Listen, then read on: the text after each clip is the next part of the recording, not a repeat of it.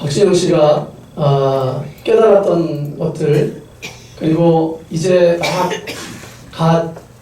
데뷔하려고 하는 어린 아이돌 가수들에게 어떻게 해야 행복해질 수 있는지를 이야기하고 있습니다. 사실은 뭐 그 중에 한 가지 방법이겠죠. 작년의 나와 올해의 나를 비교하면서 다른 사람과 또 환경과 상황에서 나를 놓아버리지 않도록 또 그렇게 행복의 한 가지 방법으로 이야기해주고 있는 것 같습니다. 우리는 모두 잘 되기를 원하죠. 행복하기를 원합니다. 원하던 자리에 가고 싶고 인정받고 싶고 안정되기를 원합니다. 그런데 왜 우리가 원하는 자리에 간다고 해서 행복하지 못할까? 왜 원하던 것을 얻었는데도 왜 나는 여전히 기쁘지 못할까? 이런 생각을 할 때가 많습니다. 사실 가수들만의 이야기는 아닙니다. 우리는 취업하면 괜찮을 것 같고 또 결혼하면 좋아질 것 같고 집을 사면 아주 더 괜찮아질 것 같고 자녀들이 잘 되면 아주 행복해질 것 같습니다.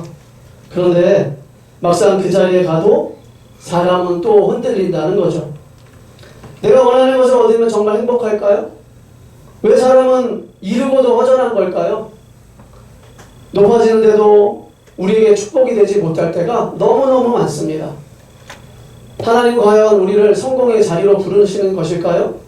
왜 우리가 성공을 원하지만 하나님이 그 성공 자체에 우리의 삶의 목적을 두지 않도록 이렇게 우리를 자꾸 인도해 가시는 걸까요?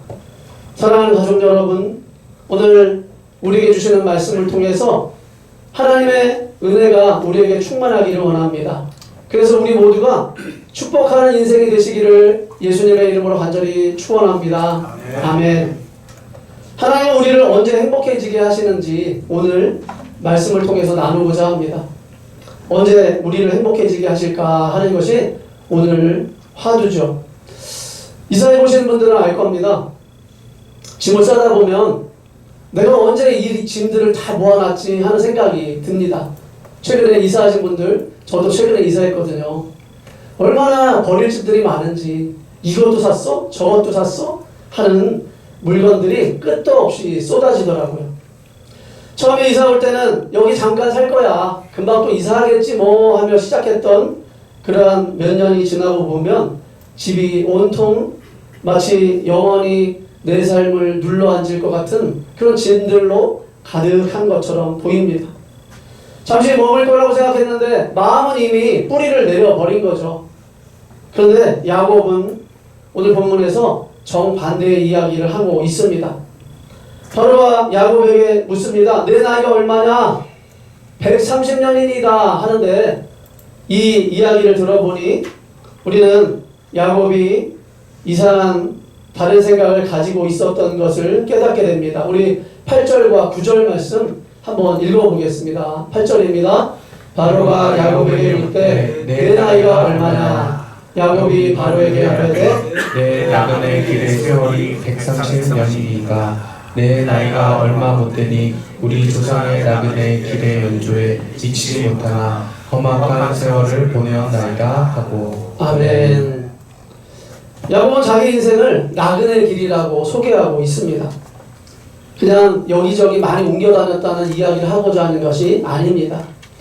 믿음의 조상들이 자기의 인생을, 그 땅을 바로 본향이 아닌 곳, 잠시 지나가는 곳으로 여겼다라는 신앙 고백이죠. 여러 주의 자료에도 이 표현을 그대로 사용합니다. 주에는 순례라는 단어로 그렇게 사용되고 있죠. 나그네라는 의미입니다. 야곱은 지금 애굽에 와 있지만 애굽 사람이 되지 않았습니다. 가나안 땅에 정착해서 사는 것 같지만 가나안 자체에도 궁극적인 안식처가 아니었습니다. 그의 안식처는 하나님의 언약 안에 있었어요. 야곱은 자기 인생을 험악한 세월이라고 부릅니다. 이 한마디에 얼마나 많은 험난한 밤이 담겨 있는지 우리는 느낄 수 있습니다. 형 에서의 낯을 피해서 빈손으로 도망치던 젊은 야곱이 있었죠. 라반의 집에서 낮에는 더위에 밤에는 추위로 시달리며 양떼를 돌보는 그런 20대가 있었습니다. 사랑하던 아이를 길가에 묻고 돌아서던 그 외롭고 허전한 허무함을 우리는 잘 알고 있습니다. 그리고 사랑하는 아들 요셉이 죽은 줄로만 알고요. 그 수많은 시간 동안 그 빈자리를 보며 삼켰던 눈물까지 그 험악한 세월에 다 담겨 있었던 것이죠. 그러나 야곱은 자기의 생애를 미워하지 않습니다. 믿음은 자기의 지나온 삶을 포장하지 않습니다. 하나님 앞에 정직하게 마주하고 있죠. 신앙의 핵심은 바로 이 땅에 살되 이 땅이 전부가 아니라는 삶을 살아왔다는 것입니다. 소유자는 땅을 사용하지만 땅에 묶이지 않습니다. 시간을 살지만 그 시간 속에 먹히지 않습니다. 가진 것을 감사히 누리지만 그 가진 것에 자기 존재를 걸지 않습니다. 나그네는 오히려 축복할 수 있다는 거죠. 왜일까요? 세상 것에 자기 운명을 걸지 않기 때문입니다. 붙들린 사람은 흘려보내지 못하기 때문입니다. 바로 그러나 하나님께 속한 사람, 본향을 바라보는 사람은 자기 손에 쥔 것을 내려놓고도 축복할 수 있고 그렇게 복을 흘려보낼 수 있다는 겁니다. 우리는 나그네라고 고백하면서도 실제로 영주권자처럼 살아갈 때가 많습니다. 집 문제, 자녀 문제, 건강 문제, 노후 문제, 직장의 자리, 인정받는 모든 우리의 삶에 그런 마음에 이렇게 어려움과 또 묶임에 시달리고 있을 때가 많습니다. 그러다 보니 조금만 흔들려도 우리의 마음은 무너지게 됩니다. 그러나 야곱은 130년을 살고도 나는 나그네다 라고 이야기하고 있습니다. 어떻게 야곱이 이렇게 자유롭게 살아갈 수 있을까요? 영원히 머물 사람이 아니라는 그의 신앙 고백이 담겨 있습니다. 내 인생의 마지막 평가는 세상이 아니라 하나님이 하신다라는 의미를 가지고 있습니다. 내 본향은 하나님 안에 있다는 거죠. 바로 이런 고백이 있는 사람은 아무리 흔들리는 우리의 삶이 있을지라도 무너지거나 교만할 수 없습니다. 평생 한 집에서만 사시다가 나이 들어 자녀들 곁으로 또 혹은 요양원으로 삶의 자리를 옮기신 분들이 있습니다. 그런 분들 만나보셨나요? 제가 그런 분들 만나보게 되니까요. 수십 년 쌓인 살림을 정리하다 보면 그 버릴 수 없는 손에 남아있는 것들이 한 트럭도 넘는다고 말씀하시더라고요. 그렇게 큰 짐을 지고 살았는데 정작 마지막에 남겨진 짐을 살펴보면요. 낡은 성경 한 권, 그리고 빛바랜 사진 몇 장, 손때 묻은 찬송가 뿐이더라고요. 그 자리를 지나온 많은 분들이 그런 고백을 합니다. 이 자리에 오니까 알겠어요. 그런데 왜 그렇게 붙들고 살던 것들을 다 두고 가지 못할 것처럼 그렇게 여기며 살았는지 아쉽습니다 하더라고요. 이상한 것은 우리에게 잔인할 만큼 정직하게 가르쳐 줍니다. 우리는 이 땅의 주인이 아니라 나그네라는 사실을 말이죠. 신기한 것은 그렇게 손을 비운 분들일수록 오히려 표정이 평안하고 그 곁에 가면 위로를 받게 되더라는 겁니다.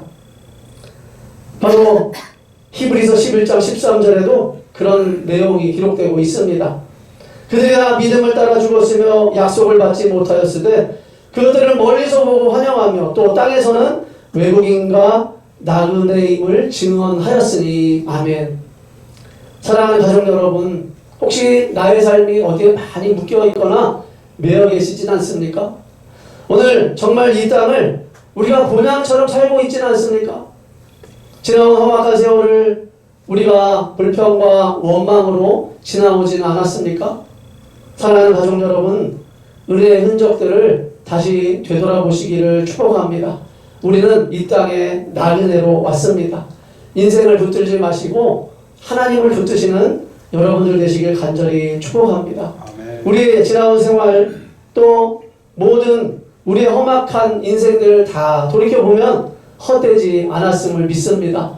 주께서 여기까지 인도하셨은 줄 믿습니다. 우리의 그 고백 위에 하나님께서 우리를 나그네지만 세상을 축복하는 나그네로 세워주시기를 예수님의 이름으로 간절히 축원합니다. 아멘. 하나님은 우리를 행복하게 원하시고요. 행복하게 또 인도하고 계세요. 언제일까요? 우리는 때로 한 사람의 이름을 떠올리면서 마음이 조여올 때가 있습니다. 카톡 프로필 사진만 봐도 괜히 기분이 상하는 사람 한 사람이 있을 수 있어요. 월요일 아침에 이 얼굴 볼 생각을 하면 발걸음이 무거워진 하루를 시작할 수도 있습니다. 우리 마음에는 저 사람만은 축복 못하겠다 싶은 그런 한 사람이 있을 수 있습니다. 그런데 오늘 본문 야곱은 자기 목숨을 손에 쥔 바로를 축복하고 있어요. 우리 7절 말씀입니다. 야곱이 바로에게 축복하며, 마지막 부분인데요. 우리 10절 말씀도 같이 한번 읽어보겠습니다. 야곱이 바로에게 축복하고 그 앞에서 나오니라. 아멘. 아멘. 두 번 축복한다는 이야기를 기록하고 있습니다. 왜 두 번 반복한 것일까요? 강조한 겁니다. 애굽의 왕이 야곱을 평가하는 장면이 아니라 언약의 사람이 세상 권세 앞에서도 복을 흘려보내는 장면을 성경은 분명하게 강조하고 있습니다. 아주 역설적이죠. 사실 애굽의 문화는 바로는 신이었습니다. 신적 존재였어요. 그런 바로가 야곱의 축복을 받는다는 것은 놀라운 반전이 아닐 수 없습니다. 어떤 주의 해설을 보면요, 바로가 그 축복을 막지 않았다는 사실이 바로 야곱을 하나님의 사람으로 인정한 것이라는 그런 표시다라고 해석하고 있습니다. 아브라함의 언약, 바로 하나님이 주신 너를 통해 복이 열방에 이를 것이라는 그 약속의 한 장면이 생각나는 그런 모습입니다. 우리는 축복이 지위에서 나온다고 생각할 때가 많습니다. 아닙니다. 언약에서 나오는 겁니다. 세상은 높은 자가 주는 것이 복이라고 생각합니다.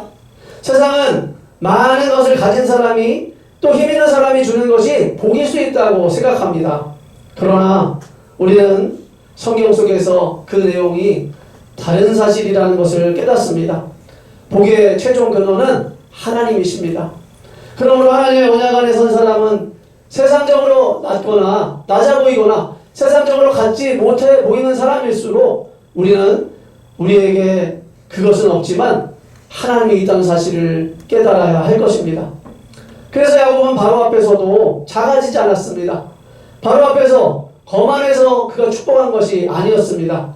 하나님이 누구신지 알았기 때문에 그는 축복할 수 있습니다. 사랑하는 가족 여러분, 우리는 수많은 바로 앞에 설 때가 많습니다. 직장 상사 앞에, 또 갑을 관계 앞에, 믿지 않는 가족들 앞에, 경제적으로 나보다 훨씬 잘 나가는 사람들 앞에, 그런데 내 자녀들 앞에서도 위축될 때도 있습니다. 그 자리에서 우리는 어떻게 해야 될까요? 야곱처럼 축복할 수 있어야 합니다. 상대가 나보다 높아 보이거나 많아 보여도, 상대가 영향력이 강해 보여도 우리는 축복할 수 있는 사람들이기 때문입니다. 바로 하나님의 약속을 가진 우리들이기 때문입니다. 축복한다는 것은 그냥 말로 잘 되기를 바라는 것이 아닙니다. 그 사람을 미움의 대상에서 제외하고요, 그 사람의 구원과 또 선을 위해서 하나님께 올려드리는 그 입술이 되어야 한다는 것이죠. 우리의 입술이 하나님의 은혜를 구하고 축복을 구하는 한 주간 되시기를 예수님의 이름으로 간절히 축원합니다. 아멘. 어떤 한 분이요, 한 집사님이 자기를 힘들게 하는 직장 상사 때문에 오래 시달렸다고 합니다. 그런데 어느 날 마음을 다잡고 그 사람을 위해서 기도하기로 결정했습니다. 처음에는 이렇게 기도했답니다. 하나님, 저 사람 좀 어떻게 해주세요. 하나님, 저 사람 좀 바꿔주세요. 그렇게 기도를 시작합니다. 며칠, 몇 주, 몇 달을 계속 그 이름을 놓고 기도하다가 보니까 이상하게 자기의 기도가 바뀌기 시작합니다. 그 상사가 갑자기 좋은 사람이 된 것이 아니었습니다. 그대로였습니다. 그런데 기도는 바뀌고 있었습니다. 하나님, 저 상사가 긍휼히 여김을 받게 해 주시옵소서. 어딘가 짐을 많이 진 사람일 수도 있습니다. 하나님 저 영혼을 불쌍히 여겨주세요 하고 기도드리게 된 겁니다. 상황은 바뀌지 않았습니다. 그러나 기도하는 사람의 마음이 바뀌기 시작합니다. 바로 월요일 아침 달라졌다는 겁니다. 그 얼굴을 볼 때 올라오던 미움이 어느새 안쓰러움으로 바뀌더라는 겁니다. 그가 미워하던 그 자리가 오히려 그를 불쌍히 여기고 극일히 여기는 그런 사명의 자리가 되었던 것이죠. 이것이 축복하는 인생의 모습입니다.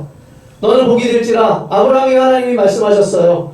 언약 백성은 세상 권세 앞에서도 주눅들지 않고 복의 통로가 되는 겁니다. 야곱과 바로의 만남은 바로 그 진리를 서사적으로 보여주고 있습니다. 사랑하는 가족 여러분, 나는 지금 누구를 마음으로 미워하고 있지는 않습니까? 저 사람을 축복할 수 없다고 여기는 대상이 있습니까? 하나님의 언약 백성 되시기를 축원합니다. 우리의 모든 삶에 주눅들지 않으시기를 축원합니다. 세상 권세를 우습게 보라고 여기고 그렇게 살아가라고 이야기하는 것이 아닙니다. 오히려 더 겸손하지만 오히려 더 분명하게 오늘 우리의 세상 속에 약자는 될 수 있어도 언약 밖의 사람이 되지 않기를 원합니다. 하나님은요, 오늘 우리의 입술이 축복으로 세워지기를 원하십니다. 오늘도 복을 흘려보내시고 우리의 입술이 다른 사람을 세우고 하나님의 약속으로 서게 하는 한 주간 되시기를 예수님의 이름으로 간절히 축원합니다. 아멘. 하나님은 우리가 행복해지기를 원하신다고 말씀드렸어요. 언제 행복해질 수 또 있을까요? 우리는 어릴 때 큰 사람이 되라, 큰 일을 해라 이런 말을 많이 듣고 자랍니다. 그렇게 자라왔어요. 그래서 무언가 대단한 일을 해야 인생에 큰 의미가 있을 거라고 생각합니다. 그런데 애굽의 총리, 한 제국의 경제를 손에 쥔 요셉이 자기 인생에서 가장 아름다운 일이 무엇이었을까요? 놀랍게도 그것은 나라를 구한 정책이나 거대한 창고를 세운 업적도 아니었습니다. 바로 늙은 아버지에게 밥상을 차려 드린 일이었습니다. 우리 1절과 2절 말씀 같이 한번 읽어보겠습니다. 1절과 2절입니다. 요셉이 바로에게 가서 구하여 이르되 내 아버지와 내 형들과 그들의 양과 소와 모든 소유가 가나안 땅에서 와서 고센 땅에 있나이다 하고 그의 형들 중 5명을 택하여 바로에게 보이니. 아멘. 바로에게 보이기 위해서 어떤 형들을 선택할지 그리고 어떤 이야기를 하게 할지 어디에 거하게 하면 좋을지를 열심히 생각했을 것 같습니다. 너무나 신중한 요셉의 모습이죠. 그런데 11절과 12절은 이렇게 기록합니다. 제가 11절 읽어보겠습니다. 요셉이 바로의 명령대로 그의 아버지와 그의 형들에게 거주할 곳을 주되 애굽의 좋은 땅 라암셋을 그들에게 주어 소유로 삼게 하고 12절 한번 같이 읽어보겠습니다. 또 그의 아버지와 그의 형들과 그의 아버지의 온 집의 식구를 따라 먹을 것을 주어 봉양하였더라. 아멘. 아멘. 바로 자기의 식솔들을 좋은 땅에 정착시키고 먹을 것을 주어서 봉양했다고 기록하고 있습니다. 좋은 땅은 바로 고센 목축업이 가능한 그 땅을 가리킵니다. 12절은 총리 요셉의 업적을 길게 찬양하지 않고요. 그 식구를 따라 먹을 것을 주어 봉양하였다라고 요약하고 있습니다. 요셉이 아무리 높아졌을지라도 결국 가족을 살리는 섬김으로 하나님께서 사용하셨다는 것을 분명하게 보여줍니다. 요셉은 우리에게 분명하게 보이고 있습니다. 하나님이 높이시는 목적, 그것이 섬김이라는 사실입니다. 높은 자리가 위험한 이유가 무엇일까요? 그 자리는 자기 영광을 위해서 사용하기 쉽기 때문입니다. 그러나 요셉은 총리의 자리를 가족의 보호와 생명 보존을 위해서 사용하고 있습니다. 그의 지혜는 자기 과시가 아니라 타인을 돌보는 것으로 드러났던 것이죠. 우리는 성도에게 주어진 자리들이 마찬가지라고 생각이 됩니다. 부모님의 자리, 교사의 자리, 또 장로님들의 자리, 권사님들의 자리, 집사님들의 자리, 그리고 선배의 자리, 경제적으로 좀 넉넉한 자리, 그리고 건강한 자리, 또 시간이 좀 있는 자리. 그 자리는 우리가 자기 위에서만 누리라고 주신 자리는 아닙니다. 살리라고 주신 자리였죠. 이번 자녀들이 수련회를 다녀왔습니다. 너무나 적은 자녀들만 남아 있습니다. 많은 교회들이 다음 세대가 다 사라지고 예배가 사라졌어요. 그런데 저희 교회는 그래도 3명이 남아 있습니다. 청소년부에서요. 그 아이들이 수련회를 간다니까 저와 우리 장로님들과 권사님들, 우리 성도 가족들이 너무 좋아하셨죠. 사진에서 영상을 보여드린 것은 아마 본인이 말씀 전하고 사진 찍고 하면서 노는 장면만 찍을 수밖에 없는 그런 고충이 느껴집니다. 우리 장로님들과 또 많은 권사님들, 집사님들께서 열심히 또 기도해 주셨으리라고 생각됩니다. 근데 저는 그 적은 인원인데 거기에 교사가 한 명 따라갔다는 사실이 너무 대견하고 감사했습니다. 같이 어린 자녀들을 위해서 자기 시간을 내준 청년 한 명이 있기에 또 우리의 내일은 또 소망이 넘치는 줄 믿습니다. 우리의 모든 후배들을 향한 그런 선배의 사랑 아니겠습니까? 전도사님을 도울 수 있는 한 사람, 우리가 오늘 우리들도 그런 자리에 나아가라고 하나님이 말씀하시는 줄 믿습니다.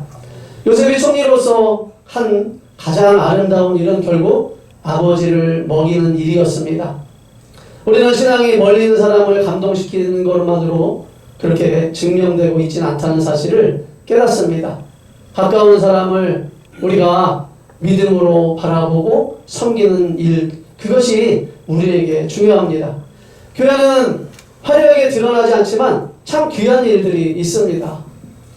제가 기도하면서 떠올리는 모습들, 취업을 준비하는 자녀 곁에서 묵묵히 기도하며 새벽 밥을 짓는 어머니들의 모습이 떠오릅니다. 열심히 잠들고 자고 있는 그런 모든 식구들 앞에 혼자 부엌에 불을 켜고 냄비에서 김이 오르고 그리고 국을 휘젓습니다.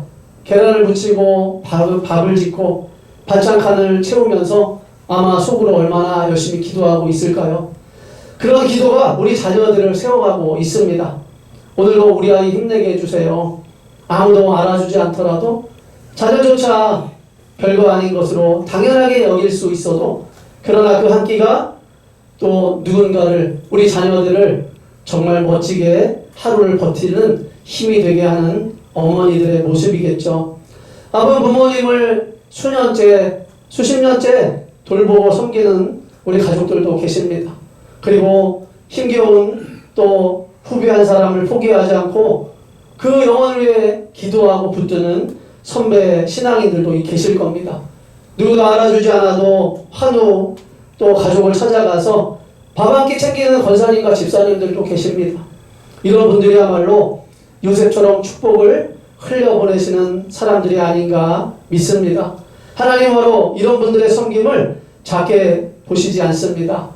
크고 작은 일, 그러나 기도하고 또 기도 제목 나누고 함께 참여하면서 기도를 세워가는 많은 분들도 계세요. 그렇습니다. 우리의 삶이 바로 섬기고 살리는 일인 줄 믿습니다.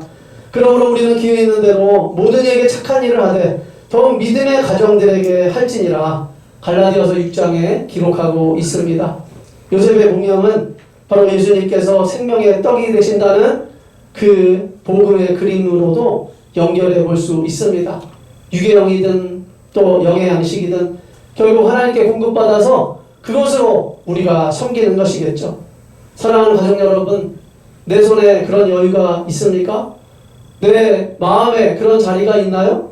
누구를 살리고 섬기고 계신가요? 오늘 우리는 높아질수록 더 섬기시고 또 더 하나님 앞에 나아가시는 한 주간 되시기를 축복합니다. 하나님이 나에게 맡기시는 우리의 믿음의 자리가 있습니다. 큰 일보다 먼저 가까운 우리의 주변을 돌아보시고요. 멀리 있는 사명보다 가까이 있는 하나님께서 허락하신 영혼을 돌보시는 한 주간 되시기를 축복합니다. 우리에게 하나님이 맡기신 많은 자리들이 있습니다. 물질이 있고 시간이 있습니다. 경험이 있습니다. 그 모든 것들이 섬김의 통로가 되어서 이 한 주간 저와 여러분의 가정이 그리고 우리 교회가 그리고 우리의 모든 삶의 터전이 하나님께서 우리를 통해서 축복으로 베푸시는 놀라운 기적을 경험하신 한 주간 되시기를 축원합니다.